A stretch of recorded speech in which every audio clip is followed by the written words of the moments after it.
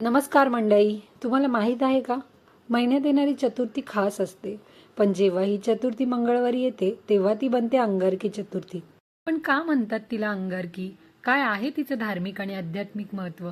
आणि का या दिवशी गणपती बाप्पाची पूजा केली जाते इतक्या श्रद्धेने? आजच्या या व्हिडिओमध्ये आपण जाणून घेणार आहोत अंगारकी चतुर्थीचा संपूर्ण इतिहास, महत्त्व आणि पूजाविधी. तर व्हिडिओ शेवटपर्यंत नक्की पहा. तर इंग्रजी नववर्ष 2026 सुरू झाले आहे. मराठी वर्षाचा पौष महिना सुरू आहे.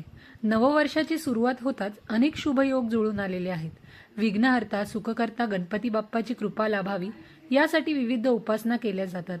यामध्ये चतुर्थी व्रतचरण विशेष शुभ फलदायी मानले गेले आहे. 2026 या नववर्षातील पहिल्या संकष्टी चतुर्थीला अंगारक योग जुळून आलेला आहे. सनातन धर्मामध्ये कोणत्याही कार्याची सुरुवात प्रथमेश गणपती स्मरण पूजनाने केली जाते. जे कार्य हाती घेतलेले आहे ते निर्विघ्नपणे पार पाडावे, अडथळे, संकटे, समस्या, अडचणी दूर होऊन कार्यसिद्धी यशस्वी व्हावी यासाठी गणपतीचे आवाहन केले जाते. गणपती बाप्पा हे अबालवृद्धांचे आराध्य दैवत. गणपती हाच सृष्टीचा निर्माणकर्ता असल्याचे मानले जाते. तोच ब्रह्मा आहे, विष्णू आहे, रुद्र आहे, इंद्र आहे असे सांगितले जाते. तो समरांगणात अग्रस्थानी लढणारा, आनंदाच्या प्रसंगी मनसोक्त नाचणारा, गोडधोड आवडीने खाणारा, शिक्षणाची आवड आणि आस्था बाळगणारा असा सर्वांना आदर्श वाटणारा असा देव आहे. गणपती बुद्धीची देवता आहे. विविध कलांच्या आविष्काराने सर्वांशी खुला संवाद साधणारे आणि सर्वांना आपलेसे वाटणारे हे दैवत पराक्रमी असले तरी कोपिष्ट नाही, तेजस्वी असले तरी तापहीन असे हे दैवत. यामुळेच देवत्व असलेल्या गणपती जवळचा आणि आपल्यातलाच वाटतो. पौष महिन्यातील संकष्टी चतुर्थीला अंगारक योग जुळून आलेला आहे. अंगारकी संकष्टी चतुर्थी हा योग वारंवार येत नाही. मंगळवारी चतुर्थी आली की अंगारक योग जुळून येतो. अंगारक म्हणजे मंगळ ग्रह, जो निखाऱ्यासारखा लाल भडक दिसतो.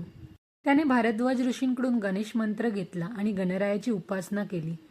त्याच्या उपासनेवर प्रसन्न होऊन बाप्पाने त्याला आशीर्वाद दिला की माझ्या जन्माची तिथी चतुर्थी होती, म्हणून मंगळवारी येणारी चतुर्थी तुझ्या नावाने अर्थात अंगारकी चतुर्थी म्हणून ओळखली जाईल. मुद्गल पुराणात तसेच गणेश पुराणात याचे संदर्भ आढळून येतात. अमंगळ समजल्या जाणाऱ्या मंगळग्रहाला ज्या वरद विनायकाने पावन केले त्या विनायकाने आपलाही उद्धार करावा या हेतूने अंगारकी चतुर्थीचे व्रत केले जाते. प्रत्येक मराठी महिन्याच्या वद्य चतुर्थीला उपवास करून गणेशाची आराधना करण्याची परंपरा आदिकालापासून सुरू आहे. प्रत्येक संकष्टीला गणेश भक्त आपापल्या परीने आणि पद्धतीने गणपती बाप्पाला भजत पूजत असतात. संकष्टी चतुर्थीचे व्रत फार प्राचीन आहे. गेली हजारो वर्षे हे व्रत भारतवर्षात अगदी निष्ठेने पाळले जाते. यातूनच या व्रताची थोरवी दिसून येते. कोट्यावधी गणेश भक्त या दिवशी उपवास करतात.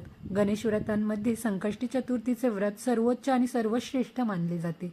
हे व्रत आचरल्यामुळे विघ्नहर्ता बाप्पा लवकरच शुभफल देतो अशी मान्यता आहे.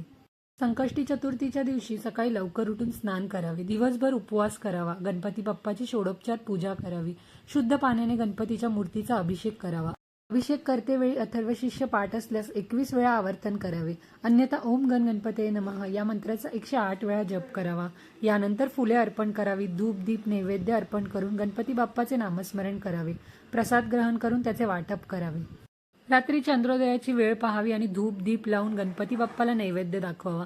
चंद्रदर्शन घेऊन चंद्राला अर्घ्य द्यावे आणि गणपतीची आरती म्हणून जास्वंदाची फुले आणि दुर्वा वाहून उपवास सोडावा.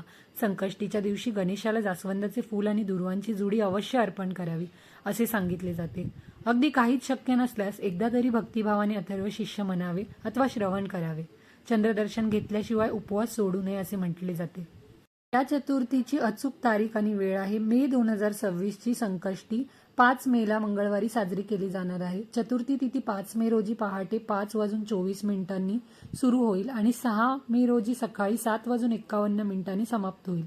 5 मे रोजी पूर्ण दिवस मंगळवार आणि चतुर्थी एकत्र आल्याने ही अंगारकी चतुर्थी असेल. चंद्रोदयाची वेळ संकष्टी चतुर्थीचा उपवास चंद्रदर्शनाशिवाय पूर्ण होत नाही. 5 मे रोजी मुंबईत चंद्रोदयाची वेळ रात्री 10:35च्या सुमारास असेल. चंद्रोदयानंतर चंद्राला अर्घ्य देऊनच उपवास सोडावा.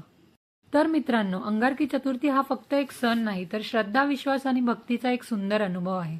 आपण सगळेच आयुष्यात काही ना काही इच्छा घेऊन जगतो, कधी सुखासाठी, कधी समाधानासाठी आणि कधी आपल्या कुटुंबाच्या आनंदासाठी. अशा वेळी गणपती बाप्पावर ठेवलेला विश्वास आपल्याला एक वेगळी ताकद देतो. आणि अंगारकी चतुर्थी हा तो खास दिवस आहे ज्या दिवशी आपण मनापासून प्रार्थना केली तर ती बाप्पांपर्यंत नक्कीच पोहोचते असं मानलं जातं. म्हणूनच या दिवशी उपवास करा, श्रद्धेने पूजा करा, पण सगळ्यात महत्त्वाचं म्हणजे मनापासून धन्यवाद म्हणा. कारण कधी कधी आपल्याला जे मिळालंय तेच सर्वात मोठा आशीर्वाद असतं.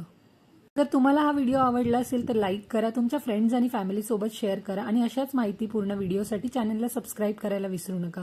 कमेंटमध्ये नक्की लिहा गणपती बाप्पा मोरया. तुमच्या प्रत्येक इच्छा बाप्पा पूर्ण करू. पुन्हा भेटूया एका नवीन व्हिडिओमध्ये. गणपती बाप्पा मोरया. मंगल मूर्ती मोरया.